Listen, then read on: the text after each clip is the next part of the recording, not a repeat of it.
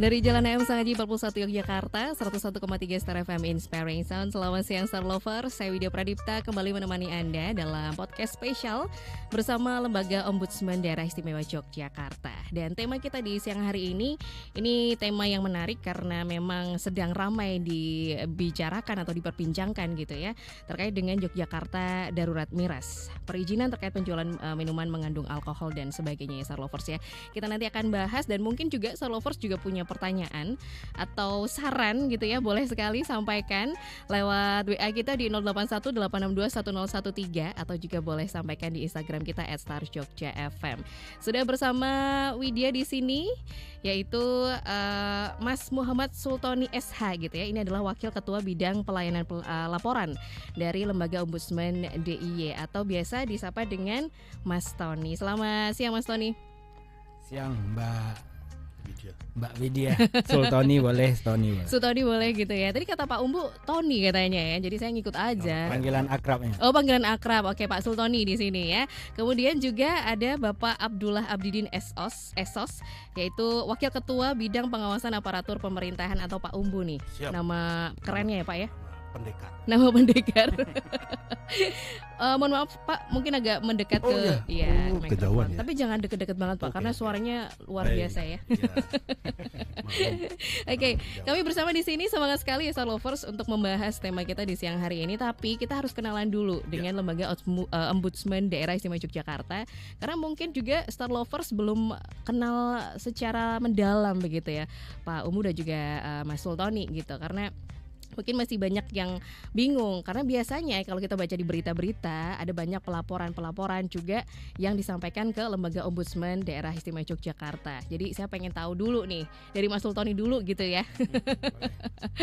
Sebenarnya apa itu Lembaga Ombudsman DIY, kemudian juga tugasnya, fungsinya, pemenangnya itu apa saja? Mungkin berkaitan dengan bidangnya Mas Sultoni juga gitu ya. Monggo silakan. Oke, terima kasih Mbak Widya. Jadi memang Lembaga Ombudsman DIY ini merupakan suatu lembaga non-struktural ya, yang dibentuk melalui peraturan gubernur. Nah, kalau kita bicara peraturan gubernur itu kan ranahnya eksekutif ya. Jadi di satu sisi ini dibentuk oleh eksekutif sebagai pelaksana dari aturan.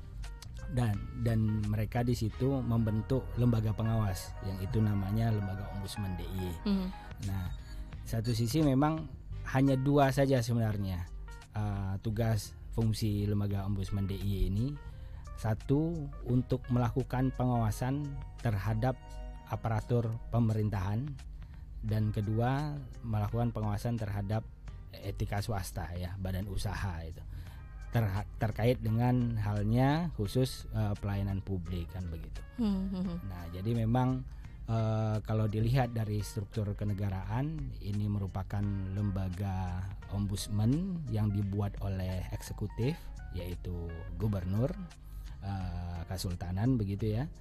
Dan itu untuk melakukan pengawasan di sektor aparatur pemerintahan dan badan usaha, terkhususnya terkait pelayanan publik begitu, yang ada di DIY begitu. Yes, gitu. Jadi akhirnya ini tugasnya adalah terkait dengan pengawasan begitu ya. Iya. Lebih tepatnya ke pengawasan begitu. Nah, kalau terkait dengan bidang yang dibawahi oleh Mas Sultoni sendiri terkait dengan bidang pelayanan laporan begitu ya. Berarti ini terkait dengan laporan-laporan, bisa dibilang laporan terkait dengan masalah-masalah publik gitu ya Mas Sultoni ya. Betul. Contohnya seperti apa sih yang bisa dilaporkan ke Mas Sultoni nih? Nah, jadi bidang pelayanan laporan di Lembaga Ombudsman DIY itu menerima informasi, konsultasi, termasuk juga pelaporan dari warga masyarakat ya, warga masyarakat yang merasa hak-hak mereka terlanggar begitu.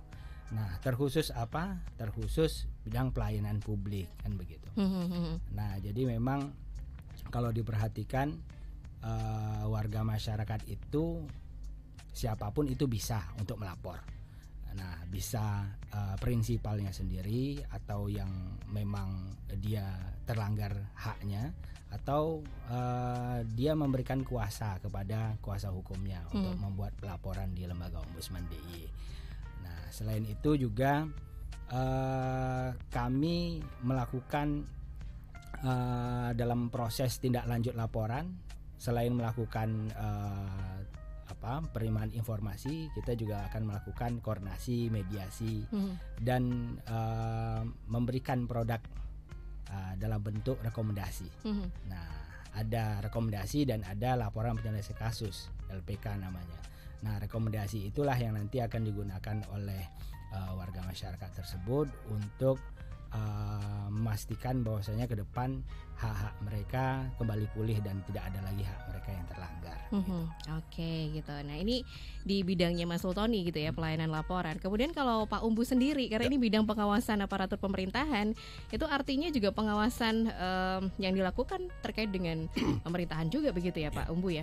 Betul Mbak Wida, jadi memang di Ombudsman ini salah satu atau salah dua tugasnya itu selain mengawasi pemerintahan, mengawasi badan usaha juga. Nah memang kami ada 7 komisioner itu, masing-masing punya bidang masing-masing. Nah saya kebetulan di Wakil Ketua Pengawasan Aparatur Pemerintahan, ada Wakil Ketua di badan usaha juga. Nah, kalau beliau kebetulan di Wakil Ketua Pelayanan Laporan. Nah saya mengawasi semua yang kemudian ada hubungan dengan pelayanan publik di pemerintahan. Contoh paling gampang misalnya kasus kemarin tentang pendidikan misalnya, itu kan ada beberapa poin yang kemudian yang kami anggap ada pelayanan atau ada mal di situ yang kemudian kami memberikan satu masukan, misalnya contoh tentang komite sekolah misalnya. Ini yang kadaluarsa harusnya cuma 2 periode bisa sampai 5 periode ya. Kami kemudian memberi masukan untuk itu secepatnya 2, kalau enggak di periode berikutnya setelah 2 periode itu jadi ilegal semua keputusan-keputusan. Nah, ini salah satu contohnya dan banyak sekali poin-poin dalam hal penerimaan PNS misalnya. Jadi kami juga mengawasi untuk bagaimana prosesnya sesuai dengan tata kelola atau tidak. Seperti itu Mbak Widya. Oke, dan terkait dengan tema kita di siang hari ini, Yogyakarta Darurat Miras, ini karena masih hangat-hangatnya begitu ya Pak Umbu dan juga Mas Sultoni gitu. Nah ini terkait dengan ini apa peran dari lembaga Ombudsman sendiri gitu ya untuk memerangi dari Yogyakarta Darurat Miras nih? Ya Mbak Widya, sebelum mungkin meledak kasus ini, kami berdua ini sudah turun dengan Satpol PP Sleman bulan Juli kalau tidak salah waktu itu.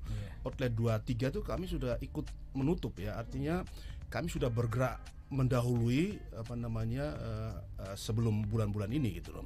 Hanya memang posisi itu di jalur utara, sedangkan yang kemudian masif itu ada di tengah sini plus ada juga yang di daerah selatan. Nah sebetulnya kewenangan ini kami punya, kalau orang bilang posisi hukum itu tentang pengawasan badan usaha, bagaimana profesionalismenya plus etikanya gitu loh. Nah tentang miras ini memang satu konsen, karena memang kami juga mendapat laporan tentang online-nya ya, penjualan online-nya plus offline-nya. Nah ini lagi proses ini ya, kami sudah mengundang pelapornya, tinggal mungkin setelah instruksi Gubernur nomor 5 ini yang dikasih tempo 15 hari itu, saya pikir ini akan kemudian mempertegas langkah kami lebih dalam lagi untuk kemudian satu Yogyakarta, terutama Karta Mantul ini, Yogyakarta Sleman Bantul ini yang kemudian jadi konsen khusus, yang tidak juga menutup kemungkinan yang barat atau timur ya, Kulon Progo dan Gunung Kidul. Jadi Mbak, kebetulan ini ombudsman, menurut kami ombudsman istimewa yang punya kewenangan di badan usaha, yang ini yang kemudian kami coba melakukan langkah-langkah konkret, salah satunya itu ya pencegahan, karena memang fungsi di ombudsman dihadirkan atau didirikan oleh Pak Gubernur ini kan lebih banyak ke pencegahannya, karena memang kan non litigasi nih, bukan litigasi, jadi lebih banyak ke pencegahan dengan kemudian tapi memantau, menginventarisir aturan-aturan itu sudah sesuai dengan peruntukan atau tidak. Karena ada golongan-golongan miras itu yang kemudian harus dipatuhi, ada golongan yang A misalnya itu 5%, ada golongan B 5-20, golongan C 20-55, itu kan semua kan ada izin-izinnya. Itu Mbak. Oke, kalau lembaga ombudsman sendiri sudah bergerak sebelum kasus ini meledak, berarti artinya memang benar-benar darurat sekali ya. Miras ini kondisinya seperti apa sih Pak Umbu nih? Jadi begini Mbak, ini kalau Jogja ini menurut saya kota kecil tapi primadona Mbak. Di mana-mana orang mau investasi di sini karena setelah kami pantau lebih dalam itu kehidupan di Yogyakarta ini lebih berwarna gitu. Jadi coba Mbak lihat aja orang-orang yang mantan pernah di Jogja ini kangen ke Jogja itu. Jadi ada sesuatu yang luar biasa. Nah, selain investasi dalam bidang pendidikan, kemudian dalam bidang-bidang properti lain, nah investasi dalam bidang miras ini juga luar biasa. Makanya ada kamuflasenya. Saya sama beliau ini kaget.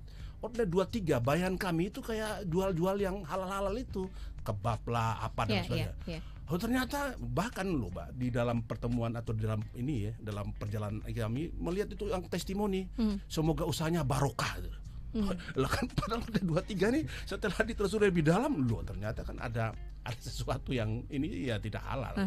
Bahkan OT3 juga banyak mensponsori kegiatan-kegiatan yang ada hubungan dengan religius itu. Nah ini yang saya bilang kok jadi tumpang tindih begini. Nah kebetulan ini jadi konsen sekarang, jadi ibaratnya jadi satu istilahnya pemikiran masyarakat semua bahwa ini generasi muda mau dibawa kemana kalau sampai seperti ini. Akhirnya kan menjadi perhatian khusus. Bayan kami kemarin Mbak setelah Sleman itu jadi catatan kaki semua selesai. Oh ternyata setelah Sleman ada lagi yang lain karena memang ya ini cukup cukup menjanjikan bisnis ini, tapi kan dalam tanda petik ya banyak melanggar hal-hal wabil khusus tadi generasi muda yang harusnya gitu kan bisa dipertahankan kemampuan terbaiknya malah diracuni dengan miras ini. Sebenarnya ada peraturan sendiri nggak sih Pak yang mengatur mengenai perizinan peredaran miras? Karena sebenarnya kan ini juga pelaku bisnisnya gitu ya Pak ya, yang sebenarnya harus ditindak lebih dulu nih. Iya, kalau di Sleman kemarin itu kan dirujukannya kan Perda 8 2019. Rujukan karena kemarin kan fokus di Sleman karena memang yang lapor banyak daerah usaha itu banyak di utara Mbak. Jadi di sana karena mulai dari tempat-tempat hiburan kan arahnya di utara semua. Nah, ketika penutupan itu salah satu item yang kemudian dipajang itu ya Perda 8 2019 itu tentang peredaran miras ini.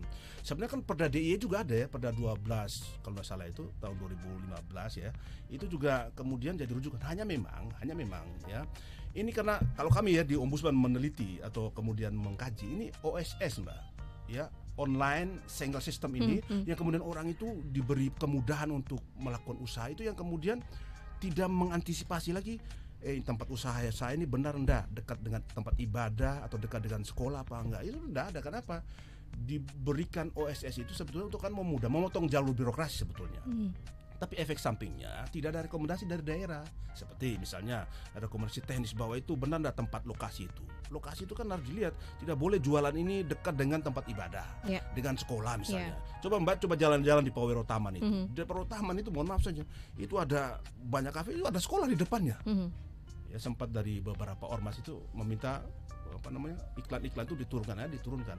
Ya menurut saya agak kooperatif di Powero Taman itu gara-gara mungkin ada kejadian dan lain sebagainya. Nah oleh karena itu ya ke depan ini memang harus semua pihak harus bersatu untuk kemudian Jogja ini jadi barometer nasional untuk masalah miras ini. Ya tidak ada lah khusus yang tadi ecer-eceran itu yang kemudian mensasar semua orang, wabil khusus anak-anak muda yang kemudian tidak paham tentang miras ini bahaya seperti apa. Bahkan satu catatan khusus, kita juga menangani es krimnya ada miras. Nanti biar beliau itu ajaib itu, belum ada tahu. Ombudsman sudah nangani itu. Itu ada di salah satu mall yang cukup terkenal di Yogyakarta ini. Nanti biar Mas Sultoni yang jelas ini. Itu kita sudah sampai ke titik itu. Bayangan Mbak punya anak jalan-jalan di mall makan es krim ada mirasnya. Kan dagelan ini. Padahal anak-anak kan senang miras, senang namanya es krim itu. Nah kalau ada ini kan bahaya. Nah oleh karena itu Ombudsman sangat luar biasa. Nah inilah yang kemudian kami bisa memberi satu nilai positif untuk masyarakat. Hal-hal yang kemudian ada irisan dengan badan usaha, ya monggo silakan lapor ke Ombudsman. Kami siap. Makanya teman-teman bilang kami ini seperti Warmindo, siap 24 jam. Cuman nggak bisa pesan ini ya Indomie telur ya. Mie instan nggak bisa gitu ya. Oke, menarik gitu ya. Jadi sudah banyak temuan sebenarnya ya. Sudah banyak temuan dan temuan ini bisa dibilang miris ya Pak ya. Bahkan sampai ke produk yang dijual untuk anak-anak. Ini bagaimana ya nanti akhirnya ketika akhirnya melihat atau mengetahui ada temuan ini, apa yang dilakukan nih? Atau mungkin ada solusi yang bisa disampaikan gitu ya Pak? Biasanya kita memang begini Mbak Widya, dalam melakukan tindak lanjut penanganan kasus, tentu saja penyampaian dari warga masyarakat itu terkait dugaan maladministrasi yang dilakukan badan usaha atau pemerintah itu harus kita cross check lebih dulu. Artinya ada proses penilaian yang kami lakukan dulu. Nah, ini di bidang pelayanan laporan ini sebenarnya. Nah, selanjutnya nanti akan dibuat ya melalui rapat kasus. Itu ada agenda di rapat kasus setiap pekannya. Nah, di situ nanti masing-masing komisioner dan juga asisten terlibat aktif dalam merumuskan apakah ini masuk kewenangan dari lembaga Ombudsman DIY atau tidak. Nah, setelah itu untuk kasus-kasus tertentu ya, apalagi yang berkaitan dengan miras ini, karena miras ini tentu menjadi perhatian publik ya, karena juga sebagaimana Bang Umbu sampaikan tadi, belakangan ini kan di mana-mana itu ada mirasnya, begitu ya. Bahkan di lapak-lapak yang mudah sekali untuk kita temui. Padahal bagi pengedar ataupun penjual miras itu hanya sebenarnya kalau dilihat dari ketentuan normatif undang-undang itu, peraturan itu hanya untuk pelaku usaha berizin khusus. Nah itu seperti apa ya? Seperti bar, hotel berbintang 3, 4, 5 dan itu selanjutnya ya tidak akan mungkin bisa di ruko-ruko seperti itu, dan apalagi yang beliau sampaikan tadi di tempat-tempat yang berkaitan dengan tempat pendidikan atau tempat ibadah. Nah oleh karena itu maka kalau terkhusus ini biasanya ketika itu masuk laporan dari masyarakat maka kita akan tindak lanjuti. Nah biasanya kita akan mengundang untuk pihak terlapornya yang diduga melakukan maladministrasi itu, kita undang untuk melakukan klarifikasi ke kantor gitu. Nah setelah dilakukannya klarifikasi, bila persoalan itu sudah clear dan ada penyampaian setelah itu kepada pelapor, maka itu bisa kita lakukan proses penyelesaian melalui proses mediasi. Nah apabila itu tetap berlanjut, maka kita akan membuatkan namanya produk kita rekomendasi. Nah rekomendasi inilah yang akan digunakan oleh OPD atau dinas-dinas terkait atau stakeholder terkait untuk membuat kebijakan atau membuat suatu aturan khusus yang selanjutnya dapat melakukan kebijakan-kebijakan yang sebagaimana sesuai dengan rekomendasi dari lembaga Ombudsman DIY. Okay. Nah, terkhusus mengenai Hainik ya, ada itu produk Hainik ya, karena itu produk ice cream ya yang dijual di mall, kita sebut saja Pakuwon begitu ya. Nah itu pihak terlapor dalam hal ini badan usaha ya, mallnya juga, manajemen mallnya juga bertanya ini kewenangan LODI di mana kan begitu. Tadi kan kalau kita dengar dari Bang Umbu tadi ya jelas kita punya kewenangan dalam hal melakukan pengawasan terhadap badan usaha yang ada di DIY. Oleh karena itu maka mereka baru menyadari oh ini ada kewenangan lembaga ini, dan setelah itu barulah mereka hadir ke kantor kami untuk memberikan keterangan begitu.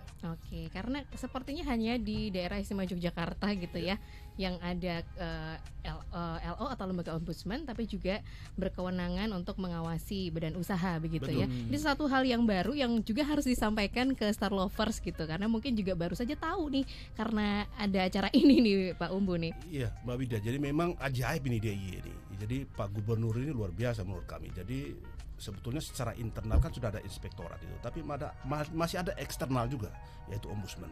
Padahal ada saudara kami juga, Ombudsman Republik Indonesia ada di sini juga perwakilannya.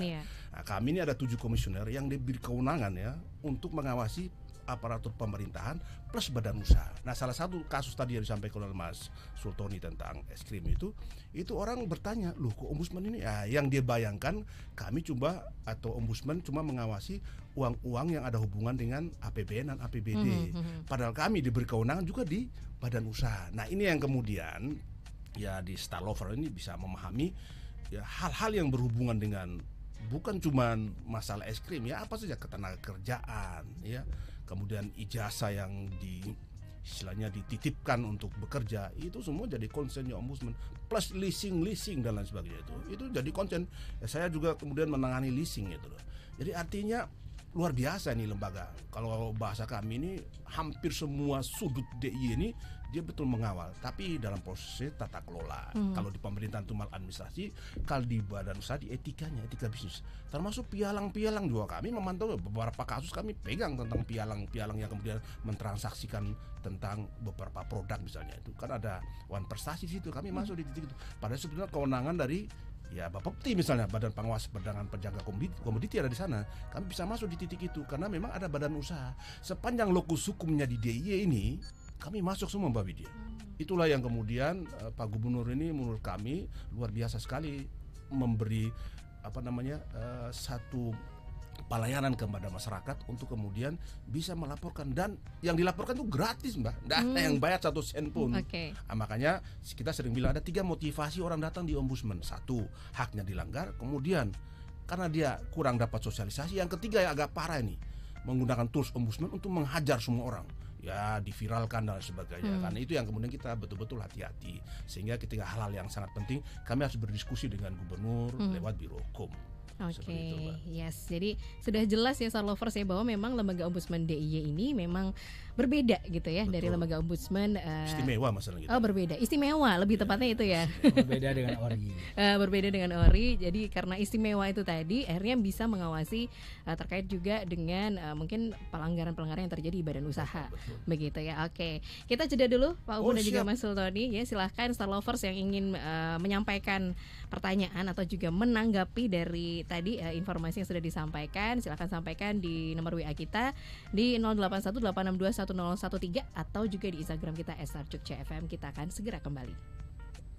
Ini Star Lovers ya, dan masih bersama dalam podcast spesial dengan Lembaga Ombudsman Daerah Istimewa Yogyakarta, Star Lovers. Kita kembali lagi karena saking menariknya tema yang kita bahas di siang hari ini terkait dengan Yogyakarta Darurat Miras. Ini sudah banyak yang bergabung nih Pak Umbu maupun Mas Sultoni begitu ya, di nomor WA kita di 0818621013 atau juga di Instagram kita @starjogjafm.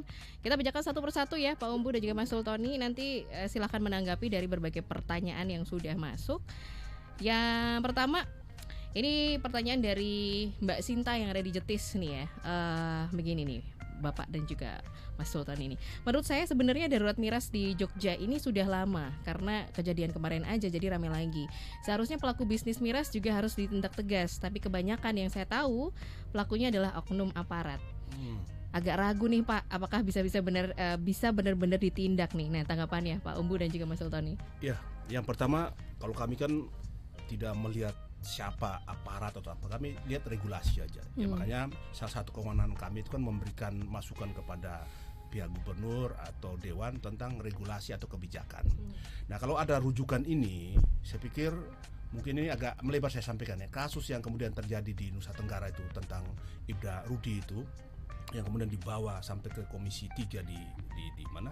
Di Jakarta itu bisa kemana-mana karena ini sudah jamak dilakukan. Kalau tadi rujukannya aparat ya, ini kan sudah bukan rahasia pribadi, udah rahasia umum itu Mbak. Makanya kuatkan regulasi, kuatkan pengawasan di titik ini. Makanya kuatkan juga masyarakat yang peduli tentang bagaimana bahayanya miras ini sebetulnya. Nah, kalau itu yang terjadi, saya pikir aparat juga akan pikir jabatannya seperti apa nanti kalau kemudian masyarakat secara berbondong-bondong atau beramai-ramai melakukan action atau demo kan. Nah, selama ini kan orang tidak berani ke sana karena belum semasif sekarang. Kami turun saja di Sleman pikir sudah clear itu, ternyata loh kok jadi kemana-mana. Nah, mungkin secara parsial baru di Sleman kemarin kami turun karena memang lapornya dari Sleman, dari utara, belum kota, belum kemudian sampai ke selatan. Nah, ini dengan kemudian sudah terjadi, bahkan sudah ada yang lapor ini dari Bantul dan dari kota ini. Nah, kami baru proses tindak lanjut, kemudian muncul sudah kemarin instruksi gubernur nomor 5 itu yang malah lebih ketat lagi sampai dia bidik tentang yang online itu. Nah, kami kebetulan juga menangani yang online. Barusan kami belum rampung menangani yang online itu yang kemudian orang membeli itu lewat ya tadi GoFood lewat Shopee dan lain sebagainya. Itu kami lagi tangani. Nah, saya pikir poinnya pertama itu regulasi aja dikuatkan. Karena sekarang ini dengan OSS itu orang cepat gampang sekali berusaha, tapi dia tidak memahami konteks lingkungan itu. Nah, ini regulasi yang masuk. Ini bisa kita sampaikan kepada dewan di pusat nanti. OSS itu bagus, tapi juga diperhatikan kearifan lokal yang ada di tempat itu. Tidak kemudian asal usahanya jalan tapi tidak memperhatikan masyarakat di sekitarnya seperti apa. Contohnya miras ini, tidak bisa kemudian jual bebas dan semua orang bisa akses, kan bahaya, kan ada golongan-golongannya dan dijual di tempat-tempat yang memang sudah dapat izin khusus gitu. Tidak kayak diecer kayak orang jual martabak sama gorengan itu. Kayaknya kok gampang banget ya Pak ya kalau eceran kayak gitu ya. Oke, ini juga ada tanggapan dari Ibu Indri di Melati. Sekarang banyak warung-warung nih yang terang-terangan nih Pak jual miras. Nah, apakah bisa dilaporkan juga karena mengganggu kenyamanan? Apalagi di daerah saya, ini di kampung banyak anak kecil. Takutnya nanti dicontoh nih. Bagaimana nih tanggapannya? Ya Mas Sultan, itu harus stop Mas Sultan itu bagiannya. Gimana nih Mas Sultan ini? Sejak awal gini Mbak Widya, sejak awal memang kami berpikir bahwa karena ini isunya adalah isu miras ya, dan siapapun itu akan punya dampak ya nantinya ketika masalah ini diabaikan begitu, maka juga ini harus menjadi isu publik juga. Nah, karena proses penyelesaian apapun itu ya, penyelesaian kasus ataupun kebijakan yang berpihak kepada masyarakat itu tidak akan pernah mungkin bisa diselesaikan oleh satu lembaga begitu. Nah, ketika persoalan ini menjadi isu publik, maka masyarakat sendiri yang menyadari dan merasa penting bahwasanya isu ini harus diselesaikan dengan baik, sehingga itu mempercepat proses penyelesaian kasusnya. Bukan berarti kita tidak action ketika masyarakat tidak peduli dengan kasus itu, tapi dorongan masyarakat untuk memastikan bahwasanya lembaga atau institusi ini bergerak sesuai dengan tusinya itu menjadi penting. Karena proses penyelesaian, contohnya miras ini kan banyak institusi ya yang berkaitan atau beririsan ya. Ada di Sprindak di sana, ada dalam hal penegakan hukum Perda itu ada Satpol PP di sana, ada dinas-dinas terkait lagi, terus belum lagi dengan sistem Undang-Undang Ciptaker ini melalui OSS ini dan segala macam. Jadi kemudahan-kemudahan itu jangan sampai pula nanti diartikan sebagai suatu kemudahan yang berujung atau berdampak buruk kepada masyarakat umum begitu. Nah, terkait dengan penyampaian dari salah satu Star Lovers bahwasanya memang bisnis ini di cover oleh penegak hukum, ya harus kita akui itu memang begitu.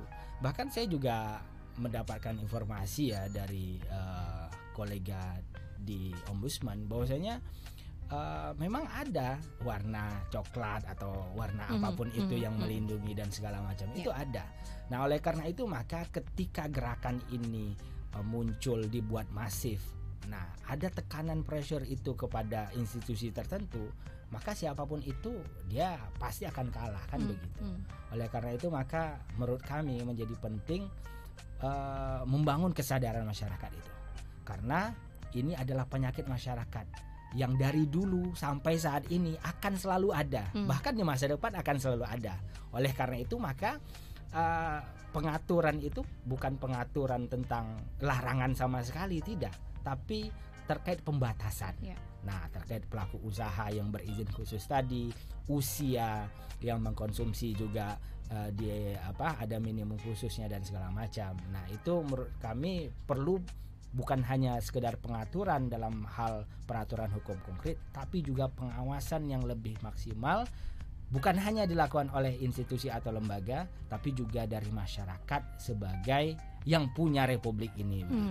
Oke, jadi memang ada peran juga dari masyarakat untuk bersama-sama. Ini ada gerakan masif tadi sampaikan oleh Pak Umbu gitu ya. Kalau ingin lingkungan kita aman, nyaman gitu ya, ayo gerakan secara masif. Kalau memang ada satu hal yang dianggap ini mengganggu kenyamanan terkait juga dengan pengawasan tadi, bisa disampaikan ke Lembaga Ombudsman Daerah Istimewa Yogyakarta juga. Oke, menarik juga ada yang pertanyaan dari Pak Heru nih terkait dengan penjualan sistem daring atau COD yang ternyata juga marak tadi sampaikan juga oleh Pak Umbu begitu ya. Nih ada solusi nggak ya Pak gitu, ini dari Pak Heru nih Pak? Ya, itu kemarin kan dari pihak yang diundang ke ombudsman itu sudah menanyakan ini ada rujukan aturannya. Nah sekarang ada instruksi gubernur nomor 5 itu salah satu itemnya itu juga melarang penjualan secara online. Nah ini kan sudah jadi payung ini, jadi payung untuk kemudian bisa ya pihak-pihak terkait kemudian melakukan langkah konkret. Ya tadi menutup atau kemudian tidak menjualkan lewat tadi apa online atau lewat apa namanya lewat online tadi itu. Oleh karena itu Mbak, memang banyak sekali cara untuk mencari celah hukumnya. Tapi kita juga harus kemudian siap untuk bagaimana melakukan langkah-langkah konkret. Saya sih berpikir begini, ketika institusi gubernur muncul ini, itu kan dia berdayakan mulai RT, RW, jaga warga, semua akhirnya peduli di situ. Nah dengan begini akhirnya kan kekuatan massa luar biasa. Mau kemudian yang backup itu pakai jabatan apapun pasti akan kalah dengan kekuatan massa ini, karena massa ini kan kalau sudah beraksi wah sudah selesai itu kayak gelombang tsunami. Nah oleh karena itu yang perlu dikuatkan. Nah dari instruksi gubernur tadi itu kan diberi tempo sampai 15 hari ke depan, dari tanggal 30 keluarnya 30 Oktober. Artinya kita lihat sampai November tanggal 15 atau 14 Mbak. Nah kalau kemudian nanti itu masih ada ya silakan kami tunggu di ombudsman lah. Karena itu kan ada durasinya instruksi itu. Nanti kalau kemudian warga merasa setelah itu wah kayaknya sudah dingin-dingin ini, kami di ombudsman kan ada terus, silakan lapor. Nah itu yang kemudian jadi rujukan pegangan kami ketika ketemu dewan, ketemu gubernur, menyampaikan harus ada kebijakan konkret yang itu tidak kemudian istilahnya ad hoc, bisa permanen, sehingga itu dari pegangan pihak-pihak tertentu yang tadi Mas Sultan bilang kita harus bersinergi, Satpol PP, kepolisian, kemudian dari dinas perindak dan sebagainya, dengan rujukan tadi ada perda khusus yang memang mengcover atau melarang tentang padar miras, wabil khusus miras-miras yang tadi sudah tidak sesuai dengan peruntukan tadi. Karena dijual eceran dan semua orang kemudian bisa konsumsi, dan levelnya tuh golongan C semua. Coba Mbak lihat di beberapa iklan yang dipakai di TikTokan itu kan wah itu kan kalau bahasa kita sebut merek itu ada apa Jack D, Red Label. Itu kan kelasnya kelas di hotel berbintang dan bar-bar Mbak. Bukan kemudian di pinggiran itu. Kalau di pinggiran itu seingat saya itu yang kemudian di ACC itu yang 5% kayak bir gitu kan. Banyak itu. Bahkan di supermarket ada yang jual bir itu. Seperti itu Mbak. Oke, jadi kembali lagi ke keistimewaan daerah istimewa Yogyakarta juga, bahwa sebenarnya juga sudah digalakkan yang namanya jaga warga ya Pak ya. Itu cukup efektif sebenarnya untuk mengajak masyarakat secara masif gitu ya. Kalau memang dirasa ada suatu hal yang mengganggu kenyamanan warga, ayo digalakkan gitu ya. Oke, termasuk juga terkait dengan miras ini. Ada Pak Wikan saat ini di Bantul. Ini saya cerita ya, pernah ngangkring di satu tempat, ternyata nggak jauh dari situ ada yang jual miras. Saya diam aja karena ini sudah lama dan tetangga anggota polisi juga sudah tahu. Jadi gimana dong, apa yang harus dilakukan? Gimana nih sarannya nih Pak? Kembali pakai rujukan, kalau dia memang dapat informasi itu kan rujukannya itu kan masih sampai tanggal 15 instruksi gubernur. Laporlah pihak setempat itu, tadi ada RT, RW, jaga warga, kemudian lebih tingkat ada kelurahan, ada kemantren, kalau di daerah itu ada kepaneonnya, dilapor di situ dulu. Itu bagian dari upaya, karena ketika dia lapor ke ombudsman akan bertanya upaya yang Bapak sudah lakukan apa? Oh, kan jangan sampai kita lompat pagar nanti, kasihan nanti para asan, Bapak ini tidak melakukan, dia belum lapor ke saya. Jadi ombudsman itu ada protapnya juga. Mbak tidak langsung nangani kasus, dia tanya dulu. Ini yang masuk angin di mana ini, kan begitu. Ternyata belum di sana, ya Bapak ke sana dulu. Maksudnya kita menghormati dulu kewenangan di level-level yang ada di daerah. Misalnya ada RT, RW gitu loh. Tiba-tiba kami langsung turun, nanti dikira kita nih, wah, ombudsman kok enggak ada protap, kan ada SOP apa, kan harus tanya dulu. Nah, itu pertanyaan kita di tim pengaduan, Bapak upayanya sudah apa? Oh, sudah upaya kesini semua masuk angin. Nah, sudah kami turun lah itu.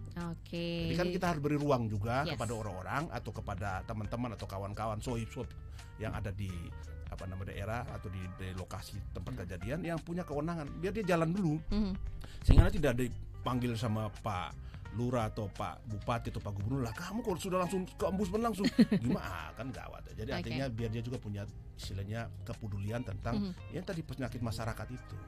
Jadi memang ada protap ya Pak ya. Betul. Gitu supaya ketika nanti dirapatkan begitu ya Pak ya. Itu sudah ada jawabannya gitu. Karena sudah usaha paling enggak sudah usaha maksimal, sudah mentok nggak ada ya gitu ya. Baru kami turun. Nanti bersama dengan Pak Umbu dan juga Mas Sultoni begitu ya. Ini berbeda dari topik gitu ya, tapi nggak apa-apa ya Pak ya. Terkait dengan masalah pendidikan. Apakah LODIY juga menanganinya? Nah, kalau bidang pendidikan atau bidang apa saja nih yang bisa dilaporkan selain pendidikan. Tapi aman kan Pak datanya kalau ada penyimpangan dana pendidikan gitu? Oke.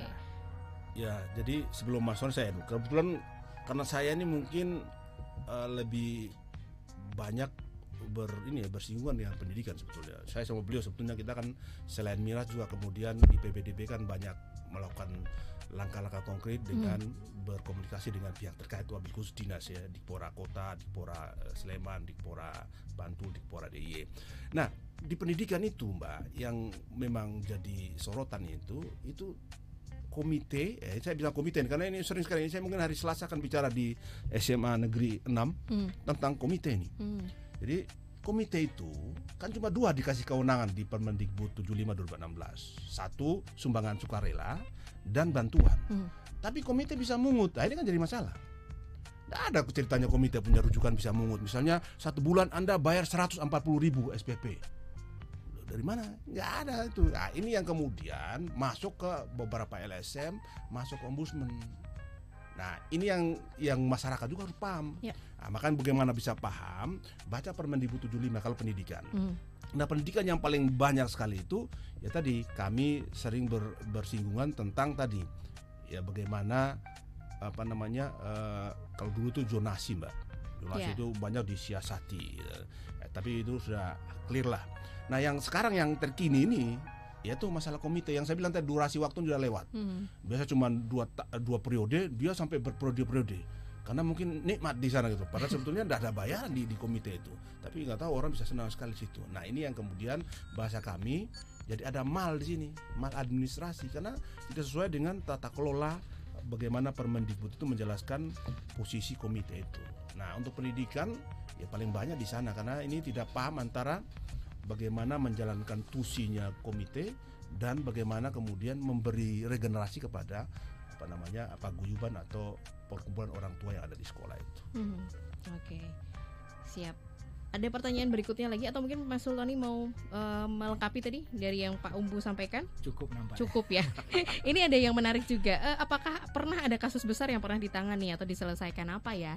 Jadi ini real saya nanti abis dia boleh. Nanti saya real dulu ya. Ya, ini dari Pak Eka nih. Kalau saya nangani yang menurut saya paling besar itu, menurut saya loh ya Mbak, itu tentang tenaga kerja. Oke. Ya, jadi saya cerita saja nih biar Pak Eka tahu. Jadi ada orang mau berangkat kerja ke Jepang. Otomatis kan bayar itu. Bayar 35 juta. Ternyata sampai waktunya udah berangkat Mbak. Uangnya sudah habis. Orangnya komplain. Udah komplain kemana-mana itu. Kemudian terakhir dia komplain ke Disnaker. Disnaker kemudian melakukan langkah-langkah sudah sampai ke titiknya. Nah, dia mengundang atau meminta istilahnya kemitraan dengan ombudsman karena kami memang punya istilahnya satu ini ya kerjasama. Udah kami turun dan itu Mbak bayar 35 juta itu di ombudsman. Kami kemudian melakukan langkah-langkah khusus versi ombudsman itu dia akhirnya bisa kemudian ya secara mediasi dan secara persuasif itu dia balik separuh dari itu dan itu orang-orang sekarang sudah berangkat ke Jepang semua yang bermasalah kemarin ada 18 orang itu. Akhirnya ya Pak ya. Ya, jadi ya itulah salah satu yang kemudian kami punya peran khusus di badan usaha tadi. Jadi badan usaha ini tidak semua orang bisa nangani karena informasi dari orang-orang itu ini memang harus khusus, wabil khusus karena di ombudsman ini karena wabil khusus istimewa ya ada Pak Gubernur yang kemudian konsen tentang itu. Jadi bahasa sederhananya lebih cepat sentuhannya itu. Karena kalau enggak dapat surat nanti pindah dari DIY kan repot dong. Ini bercanda Mbak, bercanda. Jadi kalau saya itu lebih banyak ke tenaga kerjaan. Oke. Kalau dari Pak Umbu tadi terkait dengan tenaga kerja gitu yang kasus yang paling lumayan besar nih ditangani. Kalau dari Mas Sultoni sendiri ini terkait dengan bidangnya Mas Sultoni adalah bidang pelayanan laporan ya. Ini seperti apa nih? Mungkin ada kasus yang tidak terlupakan karena saking besarnya gitu ya Mas Sultoni. Jadi bahkan ini sedang running ya kasus ini Mbak Widya ya. Nah itu berkaitan dengan kasus perusahaan BUMN batik ya yang ada di Sleman, Primisima, di mana perusahaan itu merumahkan ya ratusan karyawannya. Gitu. Nah di satu sisi ya kita juga aneh karena memang perusahaan ini kan BUMN Artinya saham mayoritasnya dimiliki oleh pemerintah pusat, ya, yang harusnya proaktif ya untuk memastikan bahwasanya jangan ada dong ini karyawan atau tenaga kerja yang justru dirumahkan gitu. Kayak kasus Ritek kemarin kan pada akhirnya rezim baru ini kan mengambil alih ya. Dan akhirnya diselamatkan dalam tanda kutip. Nah, ini nampaknya tidak menjadi prioritas bagi pemerintah pusat selaku pemegang saham, karena mungkin ini tidak menjadi perhatian menarik perhatian dan menjadi perhatian khusus bagi publik begitu. Nah, itu yang terkait ketenagakerjaan. Selanjutnya yang kedua yang sedang running itu kasus yang sebenarnya sudah lama ya, dari tahun 2018 itu. Sampai sekarang pun belum selesai itu kasus Malioboro City. Malioboro City, di mana salah satu perusahaannya itu Malioboro Etsu ya, Sejahtera itu MPV itu mendirikan apartemen tiga bangunan, dan ternyata kemudian memang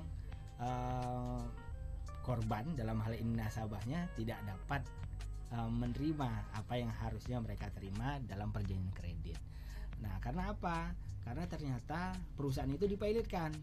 Nah, ternyata dicari informasi lagi, ditemukan fakta bahwa tanah yang berada atau dibangun di atasnya berada dalam ruang lingkup Sultan Ground, kan begitu. Nah, ini menjadi pelik lagi karena ternyata BPN punya tafsiran berbeda tentang tanah itu, hanya beririsan saja, dan di Sepertaru DIY menyatakan bahwasanya ini seluruhnya merupakan Sultan Ground karena dulunya itu merupakan pelungguh begitu, sawah lungguh begitu. Nah, yang menjadi dampak atau menjadi terdampaknya kan itu masyarakat, nasabah sudah beli tapi tidak ada kepastian, sudah mencicil, bahkan ada yang sudah membayar hingga lunas begitu. Saya bahkan menyatakan bahwa anak kecil saja mempunyai uang 500 perak yang uang tersebut diperuntukkan untuk membeli permen begitu. Anak kecil itu maunya permen begitu dari uang itu. Nah, sedangkan mereka ini sudah membayar, sudah mencicil ya, sudah lama, tapi tidak ada kepastian kapan mereka mendapatkan itu. Bahkan oleh bank terkait, mereka diancam kalau tidak bayar maka sliknya atau BI checkingnya rusak. Nah, begitu. Nah, orang-orang yang punya background pembisnis dan sangat tergantung sekali dengan slik ya, BI checking itu kan akan kerepotan. Iya, betul. Mereka itu kayak sebuah perusahaannya ya, dari pinjaman, dari kepercayaan lembaga keuangan terhadap dia. Nah, gara-gara ini, satu sisi mereka juga ketika sudah membayar tidak ada kepastian. Nah, ini nanti sekitar tanggal 19 November kita akan mengadakan bedah kasus ya, diskusi kasus di Lembaga Ombudsman DIY terkait kasus ini. Kita akan meminta keterangan dari OJK selaku lembaga pengawas lembaga keuangan, dan juga ada kurator di sana, dan juga nanti ada akademisi dari ahli perbankan UI, Mbak Dr. Indah Radian. Oke, jadi termasuk pelik gitu ya, pelik sekali gitu ya, permasalahan-permasalahan yang ternyata sudah masuk ke ranahnya Lembaga Ombudsman Daerah Istimewa Yogyakarta gitu. Jadi bisa di bidang pendidikan, kemudian tenaga kerja, properti juga sampai situ begitu hingga ya. Hingga miras sekarang ini.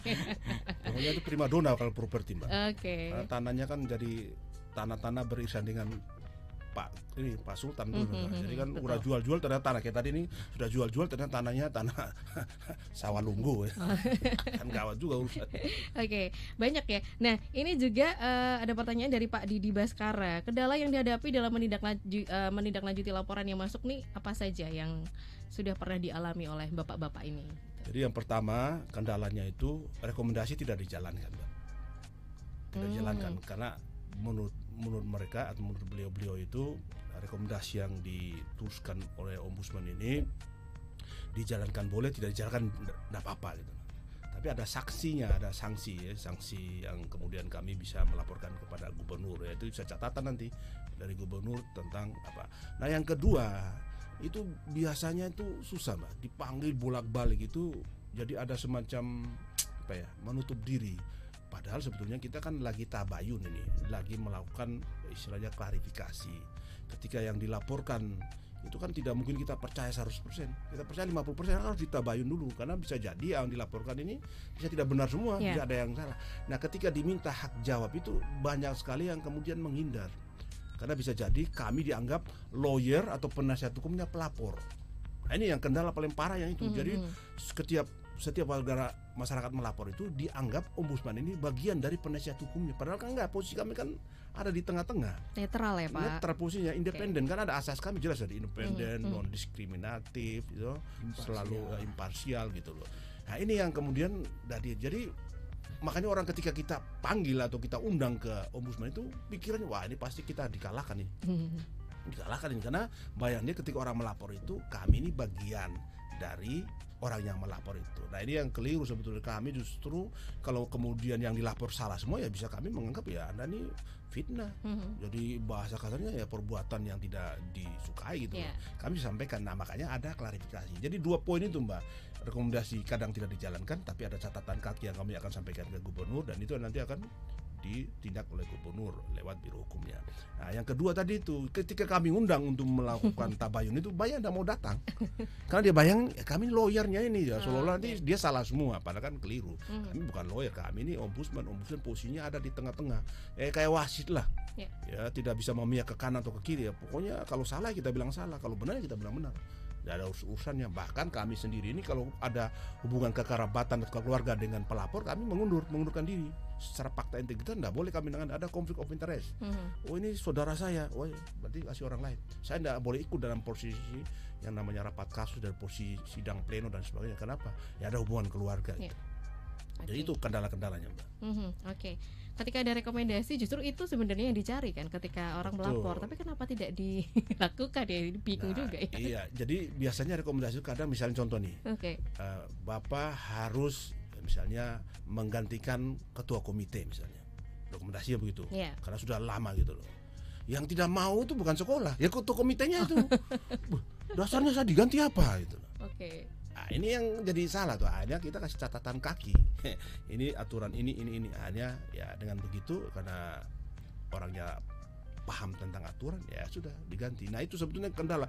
Maksudnya ini biar kemudian sekolah ini atau organisasi komite berjalan dengan bagus, tidak ada pembusukan di situ, sehingga kemudian kita minta ada peramajaan atau ada regenerasi. Nah, karena kebetulan mungkin kepala sekolah atau orang di sekolah itu pakeu dengan bapak atau ibu ini, ya dia tidak berani. Nah, ombudsman lah yang masuk. Kita sudah kasih misalnya rekomendasi di salah satu sekolah gitu, tapi tidak dijalankan karena ada monef. Ini beliau nih bagian monef ini. Ya 3 bulan atau 6 bulan itu monef di sana. Ini gimana seperti apa jalannya? Jadi itu sebetulnya Mbak. Gitu ya. Jadi sebenarnya rekomendasi ini baik untuk semuanya begitu. Betul, ya. Karena kan LOD ini atau lembaga ombudsman DIY ini di posisi yang tengah, netral gitu, independen begitu ya Pak ya. Jadi sebelum kami turunkan rekomendasi kan ada penilaian dan pendapat hukum dulu. Betul. Jadi ada pasal-pasal yang dia kemudian langgar di situ, sehingga kami turunkan. Jangan misalnya kayak Permendikbud 75 tadi 2016 ada pasal 8 ayat sekian itu ya tentang komite misalnya. Ini ada melanggar sini. Jadi harus cepat diganti. Coba itu. Jadi kita turunkan dulu pendapat hukumnya, terus baru kami turunkan rekomendasinya untuk dijalankan. Ya salah satu rekomendasinya harus ada perubahan atau pergantian ketua komite.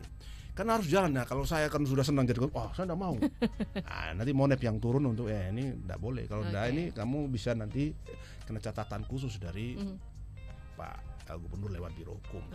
Dari Mas Sultoni ada kendala yang sekiranya itu lumayan susah nih so far selama ini yang sudah dilakukan nih? Sebenarnya kendala itu pasti selalu ada ya kendala itu. Makanya kami selalu menyampaikan bahwa terkait isu-isu ya atau persoalan yang berkaitan dengan masyarakat banyak halayak ramai ini harus didorong menjadi keresahan bersama gitu. Supaya apa? Karena seperti yang saya sampaikan tadi di awal, memang tidak akan mungkin bisa penyelesaian kasus itu diselesaikan oleh satu lembaga, satu institusi. Kecuali ya kita memang memiliki kepala negara yang yang bak malaikat begitu ya. Apa-apa pasti beres begitu. Nah, tapi karena kita berada di kehidupan manusia, tentu ada kaitannya dengan kekuasaan, dengan kepentingan. Nah, ini kalau tidak ditopang dengan push atau dorongan masyarakat untuk melakukan perubahan, ini agak sulit. Karena di satu sisi juga masyarakat punya kecenderungan untuk cuek bebek begitu ya, untuk acuh tak acuh begitu. Dan ini sebenarnya berdampak pada akhirnya berdampak juga kepada masyarakat itu juga, karena ketika mereka tidak konsen terhadap persoalan tertentu, maka pastinya itu akan berdampak kepada masyarakat itu. Nah, oleh karena itu maka ya persoalan ini seperti miras contohnya, karena ini kasus yang terus menerus terjadi, ya kita sebenarnya tidak perlu menunggu aturan hukum konkret ya. Karena sebenarnya yang melanggar hukum itu bukan tentang melanggar hukum aturan khusus tentang peraturan perundang-undangan, tidak. Yang melanggar kesusilaan itu juga melanggar hukum gitu. Jadi melanggar ketertiban umum itu melanggar hukum gitu. Nah, dari dulu sampai sekarang miras itu sangat ya, bukan ada larangan. Bahkan sekarang larangan minuman beralkohol itu masuk prolegnas gitu ya. Ada rancangan undang-undang yang dari pemerintahan sebelumnya sudah digodok, tapi sampai sekarang belum didilkan. Nah, oleh karena itu maka penting sekali untuk saling support ya, saling menguatkan ya, karena kami juga tentu ada intimidasi lah seperti itu yang kami terima begitu.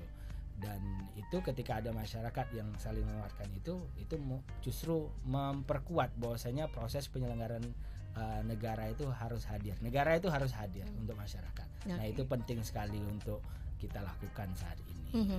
Yes. Supaya masyarakat itu jangan distrust terhadap institusi atau lembaga negara gitu. Atau lembaga daerah. Karena persoalannya sekarang karena beralih semua, masyarakat itu kecenderungannya individual, jadi punya kecenderungan ya apa-apa kan bisa saya sendiri, tidak perlu bantuan siapapun. Nah, ketika persoalannya sudah serumit ini, maka mindset itu harus pinggirkan terlebih dahulu dan memposisikan bahwa ini harus menjadi isu publik dan penyelesaiannya juga harus bersama-sama dengan masyarakat. Oke, siap. Terakhir nih, sebagai penutup kita di siang hari ini ya, untuk Pak Umbu dan juga Mas Sultoni, bagaimana cara masyarakat supaya bisa mengakses informasi terkait dengan Lembaga Ombudsman Daerah Istimewa Yogyakarta, karena ini sangat penting gitu ya untuk masyarakat atau Star Lovers juga kenal dengan Lembaga Ombudsman Daerah Istimewa Yogyakarta. Kemudian juga mungkin kalau ada yang ingin melapor juga harus apa yang dipersiapkan atau apa syarat-syaratnya supaya bisa memberikan laporan atau aduan ke Lembaga Ombudsman Daerah Istimewa Yogyakarta. Singkat saja ya. Saya mungkin yang manual dulu, manual. Jadi kalau dia mau melapor dia bisa langsung datang ke ombudsman. Tidak bawa apa-apa dulu sementara. Datang konsultasi dulu, namanya konsultasi. Nanti di sana akan disampaikan oleh tim pengadu atau staf pengaduan. Oh begini Pak, begini Bu. Jadi sudah, tidak usah datang saja di daerah ombudsman depannya Samsat itu. Datang saja, tidak usah bawa apa-apa, datang aja. Kosongan gitu, nanti akan ketemu dengan staf pengaduan, saya ada masalah begini, nanti akan dipandu. Itu manualnya. Kalau online-nya nanti Mas Sultoni saja, itu yang untuk laporan online dan sebagainya. Seperti apa nih nanti Mas Sultoni? Jadi memang kita menerima informasi, konsultasi, bahkan pelaporan pengaduan online ya, online dan offline, sebagaimana yang Bang Umbu sampaikan tadi, versi offline-nya dengan datang ke kantor. Kalau ini dengan versi online-nya itu bisa melalui kanal website kami begitu, ombudsman.jogjaprof.go.id. Nah, di situ ada menu layanan aduan atau laporan. Nah, di situ warga masyarakat sebenarnya Star Lovers sebenarnya bisa mengisi form yang sudah kami sediakan di sana. Bahkan itu bisa dirahasiakan. Jadi data-data itu insya Allah kami jamin aman keamanannya, dan itu proses tindak lanjut bisa juga dilakukan tanpa warga masyarakat itu hadir ke kantor ya. Nah, jadi konsultasi biasanya kami akan nilai apakah ini layak menjadi pelaporan atau aduan. Maka ketika layak, maka nanti ada form khusus pengaduan atau pelaporan yang diisi oleh warga masyarakat yang melapor tersebut, dan selanjutnya nanti akan ditentukan penanggung jawab kasus dan pengampu kasus untuk menindaklanjuti laporan itu. Nah, begitu. Jadi ada banyak kanal di Ombudsman juga, ada Instagramnya, ada di LinkedIn juga ada sebenarnya. Tapi memang untuk layanan pelaporan atau pengaduan itu melalui website, melalui menu pengaduan, layanan aduan atau laporan. Oke. Siap gitu. Jadi silahkan aja, karena Lembaga Ombudsman Daerah Istimewa Yogyakarta ini sangat terbuka gitu ya, dengan kehadiran Anda Star Lover dan juga masyarakat yang konsultasi dulu juga boleh. Boleh banget gitu ya, kenalan dulu gitu. Siapin snack. Boleh. Siapin snack katanya. Boleh datang itu Boleh datang. Rumahnya warga Jogja. Ya, siapapun berhak hadir. Jadi konsep Ombudsman dari kita untuk kita oleh kita. Oke, siap. Terpercaya mengawasi tanpa tendensi. Itu tagline-nya. Karena kita juga digaji oleh APBD ya. Jadi ada pertanggungjawaban moral di situ, dan itu adalah rumah rakyat gitu ya. Untuk siapapun bisa hadir di situ. Oke, jadi silahkan saja gitu ya, atau pengen kenal dulu, pengen tahu dulu seperti apa, bisa langsung akses aja di websitenya ombudsman.jogjaprof.go.id gitu ya. Betul. Oke, terima kasih Pak Umbu dan juga Mas Sultoni untuk kasih. informasi yang disampaikan tadi. Semoga permasalahan miras ini segera selesai. Amin. Ya Pak ya, gitu ya, terputus rantainya begitu. Betul. Ya, supaya kita juga lebih aman, lebih nyaman gitu tinggal di daerah istimewa Yogyakarta. Saya Widya Pradipta pamit, tetap semangat, salam sehat, sampai jumpa.